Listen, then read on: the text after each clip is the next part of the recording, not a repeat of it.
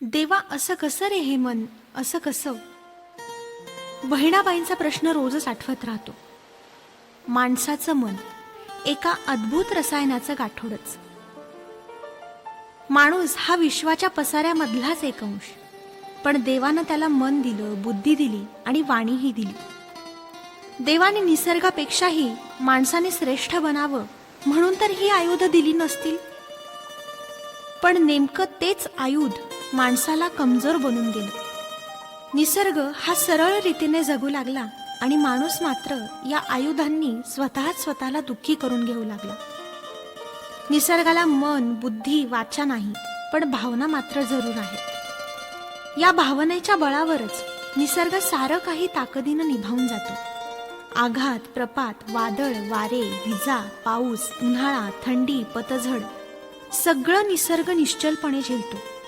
पतझड होते, वाऱ्याबरोबर गिरकत पानं धरतीवर घरंगळतात, झाडं उघडी बोडकी निष्पर्ण.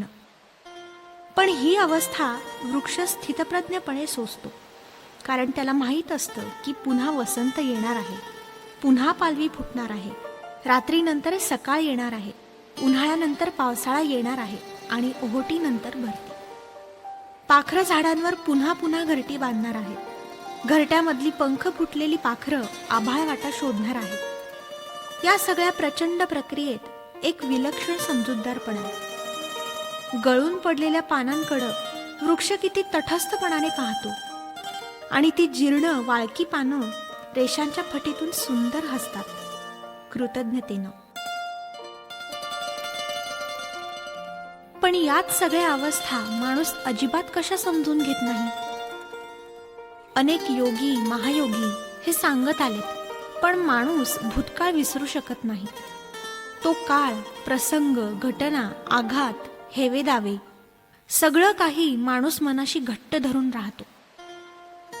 ते अनुभव बुद्धीच्या निकषावर पुन्हा पुन्हा घासून बघतो, त्यावर भाष्य करतो आणि पुन्हा पुन्हा जखमी होतो. मुक्त नाही, पण मुक्तीसाठीच आहे हा सगळा प्रवास, हे समजूनही तो समजत नसतो. इदम न मम अशी तटस्थ वृत्ती आली की दुःखच संपेल. पण अशी वृत्ती येतच नाही. पोथ्या, पुराण, ध्यानधारणा, एकांतवास सगळं करूनही ही वृत्ती जर मूळ गाभाऱ्यातच उमटली नाही, तर पुन्हा पुन्हा आपण तिथेच उरलो आणि तेही नो दिवसहा गतहा या व्यवस्थेतच बुडून जातो. म्हणजे पुन्हा भूतकाळ. भूतकाळ कितीही प्रिय किंवा अप्रिय असो, परत थोडाच येणार आहे. हातातले वाळूचे कण बोटांच्या फटीतून निसटून किनाऱ्यावरच्या वाळूत मिसळले तर तेच कण शोधणार कसे? ते शोधणं हा वेळेचा अपव्यय आणि त्यांना त्या असंख्य वाळूच्या कणातच सोडून देणं हाच एक उपाय वेळ सार्थकी लागण्याचा. कारण वेळ हाही पुढे पुढे धावणारा आणि पुन्हा हाती न लागणारा मौल्यवान खजिना. तो वाया घालवणं म्हणजे जीवन वाया घालवणं, दिशाहीन होणं. मलाही सगळं काही समजत होतं. गीता, ज्ञानेश्वरी, दासबोध, जे कृष्णमूर्ती माझ्या कुवतीनुसार मी समजूनही घेतलेले आहेत. पण भूतकाळाचं उदास सावट मनावरून काही केल्या उतरत नाही, विक्रमराजाच्या पाठीवरच्या वेताळासारखा. हा भूतकाळ पाठीवरून उतरायला काही तयार नाही. आता हे ओझं बाळगतच, दमछाक करतच जीवनाचं गाठोडं व्हायचं, या धारणेनंच जीवन पुढे जाते. अंगणातला वाळल्या पानांचा खच मनाला अधिकच उदास करून गेला. पिंपळाची ती सुकलेली जीर्ण पानं, त्यावरची रेषांची जाळी आपल्या जीवनाचेच तर प्रतीक नाहीत ना हे? गळून गेलो आहोत आपण आणि नकोशा म्हणून फेकल्याही गेलो आहोत. नाहीतरी आजवर भिरभिरण्यापलीकडे काय केलंय? जे जे सुंदर, उत्कट, उत्तुंग दिसलं तिकडं मन लोभावलं, गिरकत राहिलं, अगदी सूर्यफुलासारखं. प्रकाशाकडंच मन झेपावतं, पण खरं सुख हे प्रकाशात नाही तर अंधारात आहे. अंधारातच जाणवतात जगाचे भरभरीत रंग आणि त्यांचा नकलीपणा. ही पिंपळ पानं, त्यांनीही किती कौतुकानं न्याहाळलं असेल स्वतःला. स्वतःवरचा पिवळा शेंद्री वरख, तन्मनातून जाणवणारी कोवळी थरथर, निमुळत्या टोकावरचं नाजूक दवबिंदूंचं टिपकणं, कोवळी सूर्यकिरणं, त्यांचे पानांवर उतरणारे रंग, मध्यान्नीचा तळपता सूर्य, चंद्रकिरणं, काळोख्या रात्रीचे किर्र एकटेपण, को जागरती असा अवकाशात घुमणारा आवाज आणि हे सगळे चिन्मयी क्षण शोधताना पिंपळ वृक्षाचा असणारा बलदंड आधार. काल परवाच तर या जीर्ण पिंपळ पानांनी हे सगळं भोगलेलं आहे, अगदी आनंदानं, साक्षी भावाने रंगून. आणि त्यानंतर आली असेल पतझड, गिरकत धरतीवर उतरण्याचा क्षण. त्या बलदंड वृक्षाचा आधार सुटून खाली झेपावणं हा एकच क्षण.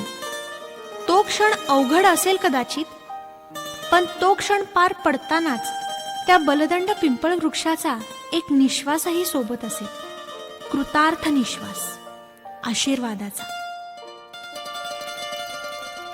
सज्जनांचा आशीर्वाद आत्मिक बळ देतो. त्या बळावरच तर मग भिरभिरत धरणीवर उतरण्याची अवस्था मजेदार बनते. दुःख कशाचं? कालच्या त्या क्षणापर्यंत तर या पानांनी सुखच सुख भोगलं. सूर्यकिरणांचं तेज आणि चंद्रकिरणांची शीतलता यांचा सोमरस मिळण्याचं सुख, पूर्ण चंद्राला जवळून न्याहाळण्याचं सुख, तारकांशी हितगुज करण्याचं सुख, स्वतःच्याच तांबूस पिवळ्या रंगात न्हाहायचं सुख. सुखाचे प्याले असे घडोघडी रीते केले आहेत. आणि आता मुक्त होण्याचा हा क्षण, ही देखील सुखाचीच घडी. अंगणात अखंड पतझड होत होती. पानं गिरकत खाली उतरत होती. अंगणात वाळल्या पानांचा खच होता. जाळी मागच्या रेषा हसत होत्या. बाजूला उघडा बोडका पिंपळ उभा होता. ऋतूची वाट पाहत की त्याचंही भान आता नाही. कितीतरी दिवस मन त्या विरल्या पानांच्या रेषातच अडकलेलं. आजूबाजूचं अंगण ओबडधोबड. कितीतरी वर्षात कुदळ न लागल्यानं जमीन कशी घट्ट झालेली. अंगणाला बंदिस्त आडोसा नाही म्हणून तर ही मोकाट जनावरं अवेळी आत शिरतात. धसमुसळेपणाने सारं काही उजाड करून जातात. हे टाळायचं तर कुंपण हवं अंगणाला, मनाला, आणि त्याला एक बलदंड असा आडणाही हवाच. तरच हे आत बाहेर झेलपाटणं थांबेल. थांबायलाच हवं. काही स्थिर झालं तर काही नवं रुजतं. हाच ना निसर्ग नियम. आपली गळून गेलेली पानं पाहताना वृक्ष कष्टत नाही. त्याला सोडून जाताना पानंही दुःखी होत नाहीत. ही अवस्था त्यांनी यापूर्वी अनेकदा भोगलेली असते. अनेकदा धुमारे फुटलेले असतात. त्या जीर्ण पानांनी खूप काही शिकवलं. त्या वाळल्या पानांचा मोठा ढिगारा झाला आणि ढिगाऱ्याची राख आणि राखीतूनच नवे अंकुर. खणलेल्या अंगणाची लाल माती आणि वाळल्या पाचोळ्याची राख, ओल्या सुक्याचं अजब मिश्रण आणि त्यात रुजणारे नवे अंकुर, निर्मिती. भूतकाळातून भविष्याची निर्मिती, सुक्यातून ओल्याची निर्मिती, मातीतून चैतन्याची निर्मिती. 3 वर्षातच फक्त हे ओके बोके जीर्ण पानांच्या खचानं झाकलेलं अंगण केवढं सजीव झालंय. इतकं रसरशीत की पूर्वीच्या पाऊल खुणांना जागाच उरली नाही.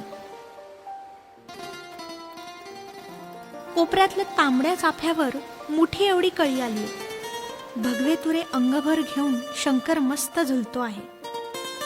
जांभळी पांढरी गोकर्ण भार सावरताना स्वतःच बावरलीये. जाई, जुई, सायली आणि कुंदकळ्यांना स्वतःचाच भार सोसवत नाहीसा झालाय. प्राजक्त नुकताच रुजतोय, पण पुढच्या वर्षीच अंग प्रत्यंग फुलांनी ओघळू लागेल.